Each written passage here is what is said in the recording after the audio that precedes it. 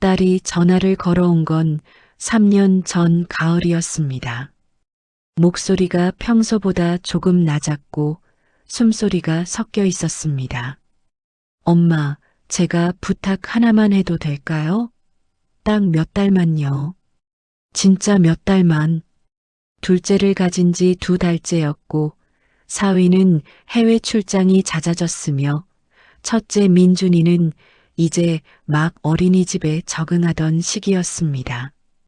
딸의 목소리는 애써 담담한 척했지만 저는 그 안에 담긴 무게를 느낄 수 있었습니다. 엄마가 도와줄게. 걱정 마. 그렇게 저는 30년을 산 내 집을 정리하고 딸네 집으로 들어갔습니다. 딱 몇 달. 그 말을 믿으며 새벽 5시 30분 알람보다 먼저 눈이 떠집니다. 이불을 걷고 일어나 거실로 나가면 민준이의 가방이 소파 위에 던져져 있고 어제 저녁 설거지가 싱크대에 쌓여 있습니다. 먼저 물을 끓입니다. 커피포트에서 김이 오르는 동안 저는 민준이 도시락을 준비하고 유나의 분유를 미리 계량해 두고 사위가 입을 셔츠를 다림질합니다. 6시 20분 민준이를 깨웁니다. 민준아, 일어나야지. 어린이집 가야지. 아이는 눈도 뜨지 않은 채 칭얼댑니다. 저는 아이를 안아 화장실로 데려가고 세수를 시키고 옷을 입힙니다. 딸은 아직 침대에 누워 있습니다. 문틈 사이로 스마트폰 불빛이 새어나옵니다. 피곤하겠지. 어제도 늦게까지 일했으니까. 7시 10분 민준이를 데리고 어린이집으로 향합니다. 아파트 단지 앞 횡단보도를 건너고 언덕길을 올라가고 작은 공원을 지나면 어린이집이 나옵니다. 민준이는 제 손을 꼭 잡고 걷습니다. 그 손의 체온이 저를 하루의 시작으로 이끕니다. 할머니, 오늘 일찍 와. 민준이는 교실 앞에서 제게 말합니다. 저는 아이의 머리를 쓰다듬고 답합니다. 그럼 할머니가 제일 먼저 올게. 어린이집에서 돌아오는 길은 갈 때보다 조용합니다. 손에 쥔 게 아무것도 없으니 팔이 허전하고 발걸음이 가볍습니다. 하지만 그 가벼움이 때론 공허하게 느껴지기도 합니다. 집에 돌아오면 딸은 출근 준비를 하고 있고 사위는 이미 나갔거나 서재에서 화상회 중입니다. 저는 유나를 안아 분유를 먹이고 기저귀를 갈고 재웁니다. 그리고 진공 청소기를 돌리고 빨래를 돌리고 냉장고를 확인하며 저녁 메뉴를 구상합니다. 오후 2시쯤 유나가 낮잠을 자는 사이 저는 거실 소파에 앉아 잠시 눈을 감습니다. TV는 켜지 않습니다. 소리가 나면 아이가 깰까봐. 그렇게 10분, 어쩌면 20분쯤 가만히 앉아 있습니다. 괜찮아. 나는 필요한 사람이니까. 오후 4시에 민준이를 데리러 가고 돌아와 유나를 깨우고 저녁을 차립니다. 딸이 퇴근하는 건 7시쯤이지만 밥은 6시 반에 차려야 합니다. 사위가 먼저 들어와 먹기 때문입니다. 어머님, 수고하셨어요. 사위는 식탁에 앉으며 짧게 인사합니다. 저는 고개를 끄덕이고 민준이 옆에 앉아 밥을 먹입니다. 사위는 스마트폰을 보며 밥을 먹습니다. 화면 속 뉴스나 메시지에 더 집중하는 것처럼 보입니다. 딸이 들어오는 건 그로부터 30분 후입니다. 현관문이 열리고 딸이 가방을 소파에 던지며 한숨을 내쉽니다. 아, 진짜 오늘 죽는 줄 알았어. 저는 데운 국과 반찬을 상에 다시 올립니다. 딸은 앉자마자 스마트폰을 듭니다. 민준이 오늘 어땠어요, 엄마? 응, 잘 먹고 잘 놀았어. 유나는? 분유 잘 먹고 낮잠도 2시간 잤어. 다행이다. 대화는 거기서 끝입니다. 딸은 밥을 후루룩 먹고 민준이를 씻기러 갑니다. 저는 설거지를 하고 내일 아침 준비를 미리 해두고 밤 10시쯤 작은 방으로 들어갑니다. 작은 방은 원래 사위의 서재였습니다. 책장과 책상이 있었지만 제가 들어오면서 접이식 침대 하나가 놓였습니다. 창문은 작고 환기가 잘 안 돼서 여름엔 덥고 겨울엔 춥습니다. 하지만 불평하지 않습니다. 딱 몇 달이라고 했으니까. 이불을 덮고 누우면 문 너머로 딸네 부부의 목소리가 들립니다. 가끔은 웃음소리가, 가끔은 다투는 소리가 들립니다. 저는 그 소리를 들으며 눈을 감습니다. 그러다 문득 제 집 거실이 떠오릅니다. 베란다에 두고 온 화분들, 서랍장 위에 놓인 남편의 사진, 창문 너머로 보이던 골목길. 그 모든 게 아득합니다. 괜찮아. 조금만 더 버티면 돼. 그날도 평소처럼 새벽 5시 30분에 일어났습니다. 민준이 도시락을 싸고 빨래를 개고 유나의 분유를 준비했습니다. 그런데 딸이 평소보다 일찍 일어나 거실로 나왔습니다. 엄마, 잠깐 얘기 좀 할까요? 딸의 목소리는 조심스러웠습니다. 뭔가 준비된 말투였습니다. 뭐지? 무슨 일이지? 응, 그래. 무슨 일인데? 딸은 식탁 앞에 앉으며 말했습니다. 유나도 이제 많이 컸고 민준이도 내년이면 초등학생이잖아요. 그래서 저랑 남편이랑 얘기를 좀 했거든요. 저는 가만히 딸을 바라봤습니다. 딸은 시선을 피하며 이어갔습니다. 이제 좀 저희끼리 해볼게요. 엄마도 이제 좀 쉬세요. 쉬라고? 저는 그 말의 뜻을 천천히 곱씹었습니다. 딸은 웃고 있었습니다. 부드럽게 미안하다는 듯이. 하지만 그 미소 뒤에 담긴 말은 명확했습니다. 이제 필요 없어요. 저는 고개를 끄덕였습니다. 아무 말도 하지 않았습니다. 할 수 있는 말이 없었습니다. 그날 저녁 저는 작은 방에 누워 천장을 바라봤습니다. 3년, 1095일. 그 시간이 주마등처럼 스쳐 지나갔습니다. 그래, 이제 돌아가야지. 하지만 이상했습니다. 돌아갈 곳이 있는데 왜 이렇게 막막한 걸까요? 처음엔 작은 것들이었습니다. 아침 인사가 사라졌습니다. 예전엔 어머님, 안녕히 주무셨어요? 라고 물었던 사위가 어느 날부터인가 고개만 끄덕이고 현관문을 나섰습니다. 저녁 식사 때도 마찬가지였습니다. 수고하셨어요 라는 말 대신 무표정하게 밥그릇을 들고 방으로 들어가는 날이 많아졌습니다. 저는 제가 뭔가 잘못한 건 아닌가 생각했습니다. 국이 짰나? 반찬이 입에 안 맞나? 청소를 덜 깨끗하게 했나? 내가 뭘 잘못했지? 하지만 사위는 아무 말도 하지 않았습니다. 그저 저를 보지 않았습니다. 눈을 마주치지 않았습니다. 마치 제가 거기 없는 것처럼. 견딜 수 없어서 어느 날 저녁 딸에게 조심스럽게 말을 꺼냈습니다. 딸이 민준이를 재우고 거실로 나왔을 때였습니다. 지연아, 엄마가 혹시 사위한테 잘못한 거 있니? 딸은 소파에 앉으며 스마트폰을 들었습니다.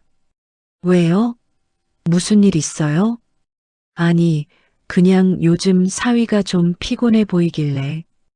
딸은 화면을 보며 대답했습니다. 회사 일이 많아서 그래요. 신경 쓰지 마세요. 그래도 엄마한테 인사도 안 하고 그러니까 딸이 고개를 들었습니다. 표정이 미묘하게 굳었습니다. 엄마, 그런 거 일일이 신경 쓰지 마세요. 남편이 피곤한데 왜 자꾸 그런 거 따지세요? 따지는 게 아니라 엄마 예민하게 굴지 마세요. 남의 집 살림에 끼어 있으면서 딸의 목소리는 낮았지만 날카로웠습니다. 남의 집, 그 말이 가슴에 박혔습니다. 그 뒤로 일주일쯤 지났을 때였습니다.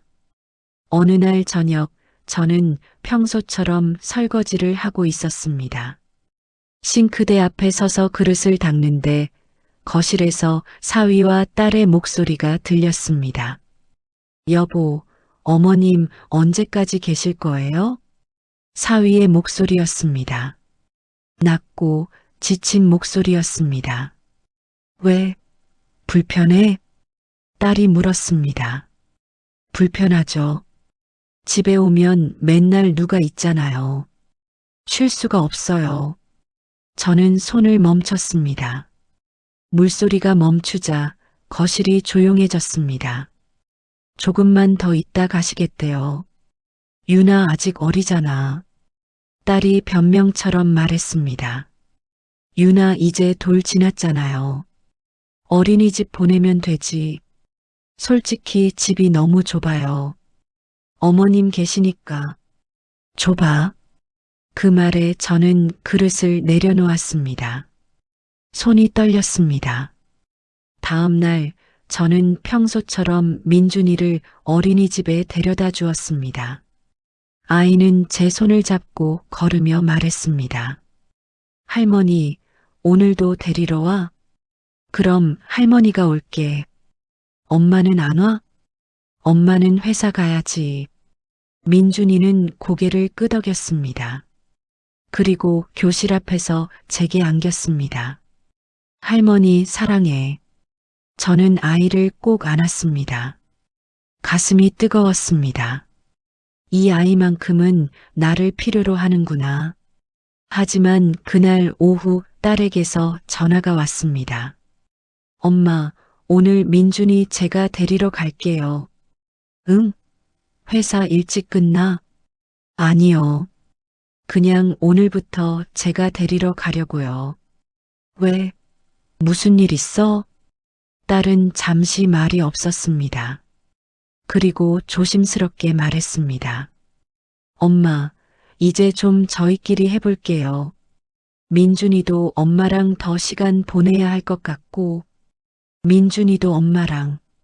그 말이 무슨 뜻인지 저는 알았습니다. 나는 이제 필요 없다는 거구나. 그날 저녁 저는 식탁을 차리지 않았습니다. 처음으로, 3년 만에 처음으로 거실 소파에 앉아 멍하니 창밖을 바라봤습니다. 해가 지고 어둠이 내렸습니다. 딸이 퇴근해서 들어왔습니다. 엄마, 왜 밥 안 했어요? 저는 대답하지 않았습니다. 엄마, 지연아. 저는 천천히 고개를 돌렸습니다. 엄마가 여기 있는 게 불편하니? 딸은 잠시 멈칫했습니다. 그리고 한숨을 내쉬었습니다. 엄마, 왜 그러세요? 갑자기 어제 남편이랑 얘기한 거 들었어. 엄마가 있으니까 집이 좁다고 쉴 수가 없다고.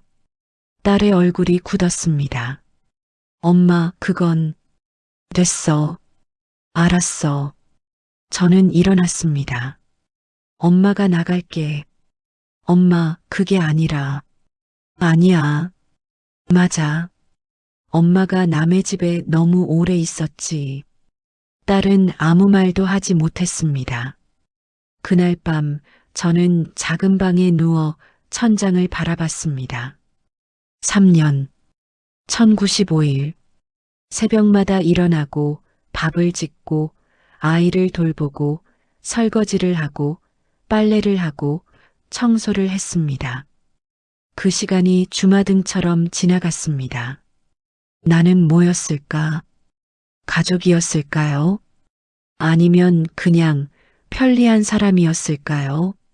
문 너머로 딸네 부부의 목소리가 들렸습니다. 여보, 어머님이 나가신대요. 그래요? 그럼 다행이네요. 다행. 그 말이 들렸습니다. 분명히, 또렷하게, 다행이라고. 저는 이불을 뒤집어 쓰고 소리 없이 울었습니다. 새벽 5시 30분 알람이 울렸습니다. 하지만 저는 일어나지 않았습니다. 6시가 지나고 7시가 되었습니다. 거실에서 소란스러운 소리가 들렸습니다. 민준아, 빨리 일어나. 지각하겠어. 딸의 목소리였습니다. 당황한 목소리였습니다. 도시락은? 엄마, 도시락 안 쌌어? 오늘은 그냥 학교에서 먹어. 싫어. 할머니 도시락 먹을 거야. 민준이가 울먹이는 소리가 들렸습니다. 저는 이불 속에서 눈을 감았습니다. 미안해, 민준아. 하지만 일어나지 않았습니다. 그날 오전 저는 짐을 쌌습니다. 많지 않았습니다. 옷 몇 벌, 세면도구, 책 몇 권. 3년을 살았지만 제 것은 그게 전부였습니다. 딸이 퇴근 후 들어왔을 때 저는 거실에 앉아 있었습니다. 엄마, 정말 가시려고요? 응. 언제요? 내일. 딸은 아무 말도 하지 못했습니다. 미안하다는 말도 가지 말라는 말도 하지 않았습니다. 그리고 저는 깨달았습니다. 이 집에서 나는 이미 떠난 사람이었구나. 집으로 돌아온 지 일주일이 지났습니다. 30년을 살았던 이 집은 낯설었습니다. 베란다의 화분들은 말라 있었고, 냉장고는 텅 비어 있었고, 거실엔 먼지가 쌓여 있었습니다. 청소를 하고 장을 보고 화분에 물을 주었습니다. 하지만 집은 여전히 낯설었습니다. 아침 5시 30분 알람 없이도 눈이 떠졌습니다. 일어나 거실로 나갔지만 챙길 도시락도 깨울 아이도 끓일 분유도 없었습니다. 그저 텅 빈 식탁과 조용한 시계 소리만 있었습니다. 이제 뭘 하지? 오전 내내 가만히 앉아 있었습니다. TV를 켰지만 내용이 들어오지 않았습니다. 책을 펼쳤지만 글자가 흐려졌습니다. 그렇게 점심시간이 지나고 오후가 되었습니다. 핸드폰을 들었습니다. 딸에게서 연락은 없었습니다. 민준이는 잘 지내고 있을까? 유나는 분유를 잘 먹고 있을까? 딸은 아침에 일어나서 제대로 밥을 먹일까? 아니야. 이제 내일이 아니야. 하지만 걱정은 멈추지 않았습니다. 달력을 보다가 깨달았습니다. 오늘이 민준이 생일이었습니다. 7살. 작년엔 제가 케이크를 준비하고 미역국을 끓이고 아이가 좋아하는 닭강정을 튀겼습니다. 민준이는 촛불을 끄며 웃었고 저를 안으며 할머니 최고 라고 말했습니다. 올해는 누가 준비했을까? 가만히 있을 수 없었습니다. 오후 2시 저는 근처 케이크 가게로 향했습니다. 작은 케이크를 골랐습니다. 민준이가 좋아하는 딸기가 올라간 케이크였습니다. 그리고 손수 쓴 카드도 한 장 샀습니다. 민준아, 생일 축하해. 할머니가 많이 사랑해. 마이너스 할머니가 케이크 상자를 들고 딸네 집으로 향했습니다. 깜짝 선물이야. 민준이가 좋아하겠지. 가슴이 두근거렸습니다. 오랜만에 느끼는 설렘이었습니다. 아파트 앞에 도착한 건 오후 4시쯤이었습니다. 초인종을 눌렀습니다. 잠시 후 사위의 목소리가 들렸습니다. 누구세요? 나야, 엄마. 문이 열렸습니다. 사위가 나왔습니다. 표정이 미묘했습니다. 놀란 것도 반가운 것도 아닌 그저 당황한 표정이었습니다. 어머님, 오늘 오신다고 연락 안 주셨잖아요. 아, 미안해. 민준이 생일이라 케이크 사왔어. 저는 케이크 상자를 들어보였습니다. 사위는 고개를 끄덕였지만 문을 열어주지 않았습니다. 감사합니다. 근데 오늘은 저희가 조용히 보내려고 했거든요. 응? 그래도 잠깐만. 죄송합니다. 다음부턴 미리 연락하고 오세요. 사위는 케이크 상자를 받아들었습니다. 그리고 문을 닫았습니다. 딱 저는 그 자리에 서 있었습니다. 손은 텅 비었고 가슴은 무너졌습니다. 한참을 서 있었습니다. 문 너머로 민준이의 웃음소리가 들렸습니다. 엄마, 케이크다. 할머니가 보내주셨대. 할머니? 할머니 어디 있어? 할머니는 집에 계셔. 나중에 전화하자. 나중에. 그 말이 메아리 쳤습니다. 저는 천천히 발걸음을 돌렸습니다. 엘리베이터를 탔습니다. 1층에 내려 아파트 단지를 걸었습니다. 민준이와 손잡고 걷던 그 길을, 어린이집 가던 그 길을, 벤치에 앉았습니다. 해가 지고 있었습니다. 나는 뭐였을까? 3년, 1095일. 매일 아침 일어나고 밥을 짓고 아이를 돌보고 설거지를 하고 빨래를 했습니다. 그 모든 시간이 무엇이었을까요? 나는 사랑해서 했는데, 하지만 그들에게 그건 그저 익숙한 일이었습니다. 당연한 일이었습니다. 공기처럼 물처럼 늘 있어서 고마움을 느끼지 못하는 것, 그리고 이제 없어도 괜찮은 것. 버스를 탔습니다. 창밖을 바라봤습니다. 저녁 무렵에 거리는 분주했습니다. 사람들이 걷고 차들이 지나가고 불빛들이 켜졌습니다. 저 사람들은 다 어디로 가는 걸까? 모두 갈 곳이 있어 보였습니다. 집이든 약속 장소든 누군가를 만나러 가는 곳이든 저는 돌아갈 집이 있었습니다. 하지만 그곳엔 아무도 없었습니다. 핸드폰을 꺼냈습니다. 통화 목록을 내렸습니다. 딸. 최근 통화는 모두 딸뿐이었습니다. 친구들의 번호는 한참 위에 있었습니다. 마지막 통화가 언제였는지 기억도 나지 않았습니다. 나는 언제부터 이렇게 좁아졌을까? 세상이 딸과 손주로만 채워진 건 언제부터였을까요? 집에 돌아와 불을 켰습니다. 거실은 조용했습니다. 식탁에 앉아 가만히 손을 내려다봤습니다. 이 손으로 밥을 하고 설거지를 하고 아이를 안았습니다. 하지만 이제 이 손은 할 일이 없었습니다. 냉장고를 열었습니다. 어제 사온 반찬들이 그대로 있었습니다. 혼자 먹기엔 너무 많았습니다. 혼자 살기엔 모든 게 너무 많았습니다. 밥을 짓지 않았습니다. 그냥 누웠습니다. 이제 어떻게 살지? 천장을 바라보다가 문득 옛날이 떠올랐습니다. 결혼하기 전, 회사를 다니던 시절, 친구들과 커피를 마시고 영화를 보고 주말엔 등산을 가던 때, 그때의 저는 누구였을까요? 그때는 나도 내 삶이 있었는데, 언제부터였을까요? 엄마가 되고 할머니가 되면서 저는 저를 잃어버렸습니다.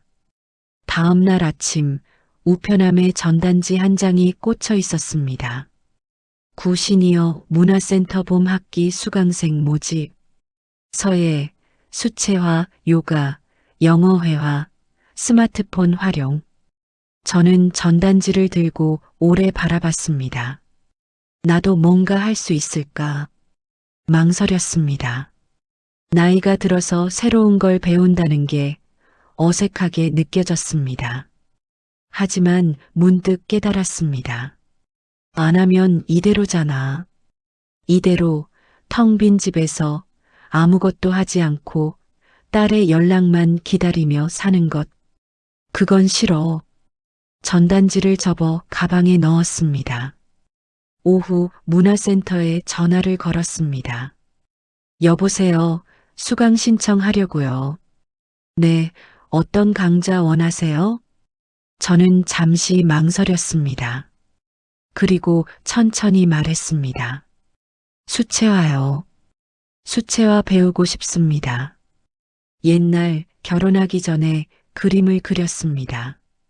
취미로 재미로 남편을 만나고 아이를 낳고 살림을 하면서 붓을 놓았습니다. 다시 그려볼까? 전화를 끊고 창밖을 바라봤습니다. 봄이 오고 있었습니다. 베란다의 화분에서 작은 새싹이 돋아나고 있었습니다. 나도 다시 시작할 수 있을까? 두렵지만 기대되기도 했습니다. 그날 밤 저는 오랜만에 깊이 잠들었습니다. 문화센터 문을 열고 들어간 날을 기억합니다. 복도는 조용했고 교실 문 앞엔 수채화 초급반이라는 팻말이 붙어 있었습니다. 문고리를 잡은 손이 떨렸습니다. 괜히 왔나? 나이 든 사람이 무슨 그림을. 하지만 문을 열었습니다. 교실 안엔 이미 5명이 앉아 있었습니다. 모두 제 또래 혹은 더 연배인 분들이었습니다. 한 분이 손을 흔들었습니다. 어서 오세요. 여기 앉으세요. 저는 빈자리에 앉았습니다. 책상 위엔 새 스케치북과 물감, 붓이 놓여 있었습니다. 선생님이 들어왔습니다.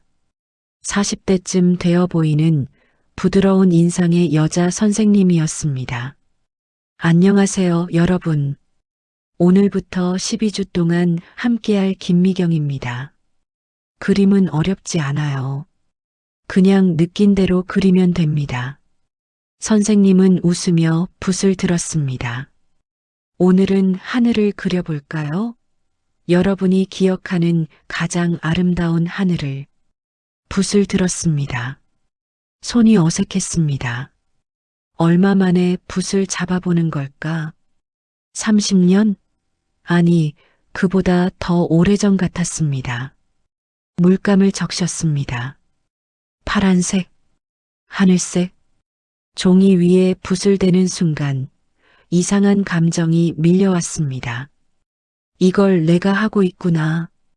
아무도 시키지 않은 일, 아무도 필요로 하지 않는 일, 그저 제가 하고 싶어서 하는 일. 한 획 한 획 그렸습니다. 서툴렀습니다. 물감이 번지고 선이 삐뚤어졌습니다. 하지만 멈추지 않았습니다. 2시간이 흘렀습니다. 완성된 그림을 보니 웃음이 나왔습니다. 어설펐습니다. 아이가 그린 것 같았습니다. 하지만 이상하게 가슴이 따뜻했습니다. 선생님이 제 그림 앞에 섰습니다. 좋아요. 색이 정말 따뜻하네요. 아니에요. 서툴러서. 서툰 게 아니라 솔직한 거예요. 그게 더 좋습니다. 솔직하다. 그 말이 마음에 남았습니다. 수업이 끝나고 복도를 걷는데 한 분이 말을 걸었습니다. 수업 시간에 옆에 앉았던 분이었습니다. 처음 오셨죠? 저도 이번 학기 처음이에요. 아, 네. 그렇습니다. 커피 한 잔 하실래요? 복지관에 카페테리아가 있거든요. 저는 잠시 망설였습니다. 하지만 고개를 끄덕였습니다. 네, 좋습니다. 카페테리아는 1층에 있었습니다. 창가 자리에 앉아 커피를 마셨습니다. 그분은 김순자 씨라고 자신을 소개했습니다. 저도 손주 돌보다가 여기 왔어요. 그림은 예전에 좀 배웠는데 손주 키우느라 다 잊었죠. 저도 비슷합니다. 딸네 집에 계셨어요? 네. 3년 정도. 저도 아들네 집에 2년 있었어요. 근데 며느리랑 안 맞아서 나왔죠. 김순자 씨는 쓴웃음을 지었습니다. 처음엔 서운했어요. 근데 나오니까 오히려 홀가분하더라고요. 이제 내 시간이 생기니까. 내 시간. 그 말이 가슴에 와닿았습니다. 수업은 일주일에 2번, 월요일과 목요일이었습니다. 처음엔 어색했습니다. 아침에 일어나도 갈 곳이 있다는 게, 누군가를 만난다는 게 낯설었습니다. 하지만 점점 익숙해졌습니다. 그림도 조금씩 나아졌습니다. 하늘 다음엔 나무를 그렸고, 꽃을 그렸고, 풍경을 그렸습니다.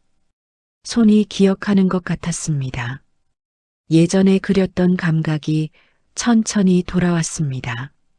수업 후엔 김순자 씨와 커피를 마셨습니다. 때론 다른 수강생들도 함께 했습니다. 박영애 씨, 이정숙 씨, 최명자 씨, 모두 비슷한 사연을 가진 분들이었습니다. 손주 키우다 허리 망가졌어. 며느리가 시어머니 보는 눈이 달라지더라고. 아들이 연락도 안 해. 필요할 때만 찾지. 모두 웃으며 말했지만 그 웃음 뒤엔 상처가 있었습니다. 하지만 여기선 괜찮았습니다. 서로 알았으니까. 서로 이해했으니까. 그날은 목요일 오후였습니다. 수업을 마치고 집으로 돌아가는 길에 핸드폰이 울렸습니다. 딸이었습니다. 민준이 생일 이후 처음 걸려온 전화였습니다. 여보세요.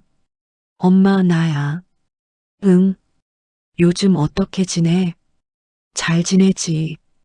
뭐 하고 계세요? 그림 그려. 그림? 딸의 목소리가 놀란 듯 높아졌습니다. 응. 복지관에서 수채화 배우고 있어. 진짜요? 엄마가? 왜 이상해? 아니, 그게 아니라 좋네요. 엄마도 이제 취미 생기셨네. 딸의 목소리는 어색했습니다. 뭔가 더 말하고 싶은데 말을 못하는 듯 했습니다. 민준이 잘 지내니? 네, 잘 지내요. 할머니 보고 싶대요. 그래, 나도 보고 싶구나. 주말에 오실래요? 저는 잠시 망설였습니다. 가야 하나? 하지만 이번엔 달랐습니다. 이번 주말은 안 돼. 복지관에서 야외 스케치 가기로 했거든. 아, 그러세요? 다음 주말엔 갈게. 네, 알겠습니다. 전화를 끊고 저는 한숨을 내쉬었습니다. 나도 일정이 있는 사람이 됐네. 이상하게 기분이 좋았습니다. 토요일 아침 복지관 앞에 모였습니다. 김순자 씨, 박영희 씨, 이정숙 씨, 그리고 선생님까지 모두 가방을 메고 스케치북을 들고 있었습니다. 오늘은 한강공원 갑니다. 날씨 좋으니까 야외에서 그려봐요. 선생님이 앞장서며 말했습니다. 버스를 타고 한강으로 향했습니다. 창밖으로 도시 풍경이 지나갔습니다. 옆자리에 앉은 김순자 씨가 말했습니다. 오랜만에 나들이네요. 손주 키울 땐 이런 거 꿈도 못 꿨어요. 저도요. 근데 이렇게 나오니까 좋네요. 사는 것 같아요. 사는 것 같다. 그 말이 가슴에 와닿았습니다. 한강공원은 넓었습니다. 사람들이 자전거를 타고 산책을 하고 돗자리를 펴고 앉아 있었습니다. 저희는 강가에 자리를 잡았습니다. 스케치북을 펴고 붓을 꺼내고 물감을 준비했습니다. 오늘은 자유롭게 그려보세요. 강도 좋고 다리도 좋고 사람들도 좋아요. 마음에 드는 걸 그리세요. 선생님의 말에 저는 강을 바라봤습니다. 햇살이 물 위에 부서지고 바람이 불어왔습니다. 저 멀리 다리가 보였습니다. 붓을 들었습니다. 한 획 한 획 그렸습니다. 강물을, 하늘을, 다리를, 그리고 강가를 걷는 사람들을. 시간이 얼마나 지났는지 몰랐습니다. 그저 그리는데 집중했습니다. 그림을 완성하고 보니 웃음이 나왔습니다. 이게 내가 그린 거야? 완벽하진 않았지만 마음에 들었습니다. 선생님이 뒤에서 말했습니다. 어머님, 정말 달라지셨네요. 처음 오셨을 때랑 완전히 다르세요. 그런가요? 네. 그때는 좀 주눅 들어 보이셨거든요. 근데 지금은 자신감이 보여요. 자신감. 저에게도 그런 게 생긴 걸까요? 그날 저녁 집으로 돌아와 그림을 벽에 걸었습니다. 거실벽. 남편 사진 옆에 그림을 바라보며 저는 처음으로 생각했습니다. 나도 할 수 있구나. 3년 동안 저는 누군가를 위해 살았습니다. 딸을 위해, 손주를 위해, 사위를 위해. 하지만 이젠 아닙니다. 이젠 제가 하고 싶은 걸 합니다. 그림을 그리고 친구를 만나고 야외로 나갑니다. 그게 이기적인 걸까요? 아닙니다. 이건 제가 살아가는 방법입니다. 핸드폰을 들었습니다. 딸에게 문자를 보냈습니다. 다음 주 일요일에 갈게. 민준이한테 할머니가 그린 그림 보여줄 거야. 딸에게서 답장이 왔습니다. 네, 엄마. 기다릴게요. 저는 미소 지었습니다. 이젠 제가 주도합니다.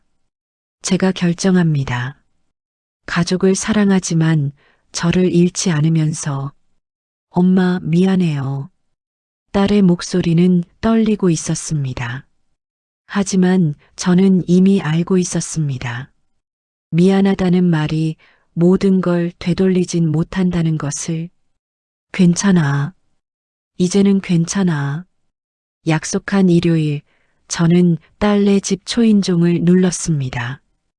이번엔 케이크 상자가 아니라 액자를 들고 있었습니다. 제가 그린 한강 풍경화였습니다. 문이 열렸습니다. 딸이 나왔습니다. 엄마, 어서 오세요. 응. 현관에 들어서니 민준이가 달려왔습니다. 할머니. 아이는 제 다리를 안았습니다. 저는 아이를 안아 올렸습니다. 여전히 따뜻한 체온이었습니다. 민준아, 할머니 보고 싶었어? 응. 엄청 보고 싶었어.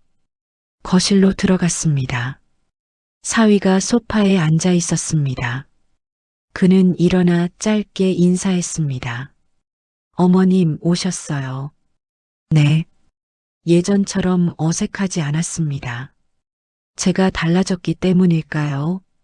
아니면 제가 더 이상 신경 쓰지 않기 때문일까요? 식탁에 앉았습니다. 딸이 차를 내왔습니다. 엄마, 그림 그리신다고 하셨죠? 보여주실래요? 저는 액자를 꺼냈습니다. 민준이가 눈을 빛냈습니다. 와, 할머니가 그렸어?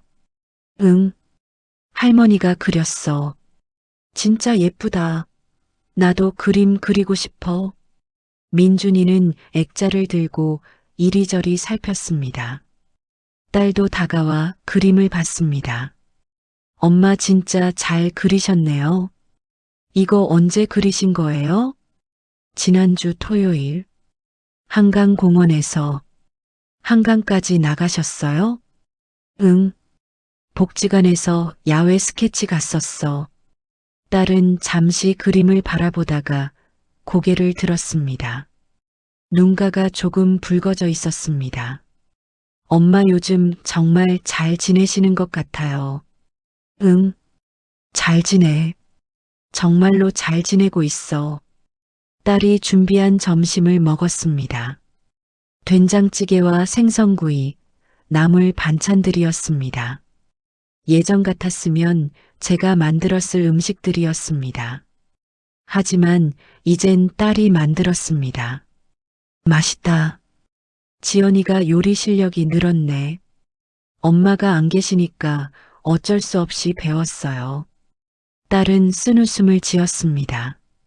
힘들지? 처음엔 힘들었어요. 근데 이제 익숙해졌어요. 민준이가 옆에서 말했습니다. 엄마 요리 맛있어. 근데 할머니 도시락이 더 맛있어. 민준아. 딸이 민준이를 나무랐습니다. 하지만 저는 웃었습니다. 그래. 다음엔 할머니가 도시락 싸줄게. 진짜? 약속? 민준이는 새끼손가락을 내밀었습니다. 저는 아이의 손가락을 걸었습니다. 식사를 마치고 사위는 민준이를 데리고 놀이터로 나갔습니다. 거실엔 저와 딸만 남았습니다. 딸이 먼저 입을 열었습니다. 엄마, 응, 그동안 정말 미안했어요. 딸의 목소리는 떨리고 있었습니다. 엄마가 3년 동안 저희를 도와주셨잖아요. 근데 저는 당연하게 생각했어요. 엄마니까 당연히 해주시는 거라고. 저는 딸을 바라봤습니다. 딸은 눈물을 참고 있었습니다. 엄마 나가신 후에야 알았어요.